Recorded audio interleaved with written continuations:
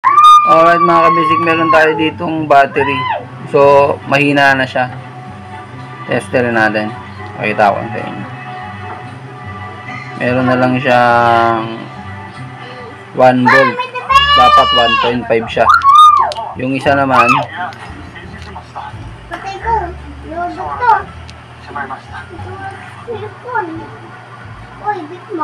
meron 1 volt. Pero pag pinitpit natin to, gamit ang martilyo, huwag naman masyadong pitpitin, baka hindi na magkaayos sa lalagyan.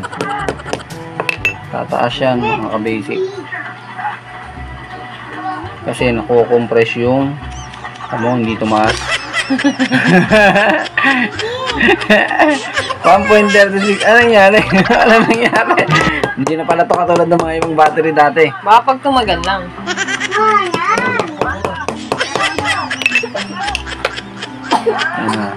Dahil wala tayong pambili mga kabisik, pinitpit 1.32.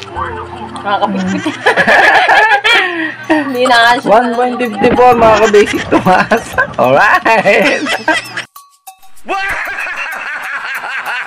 Tagumpay!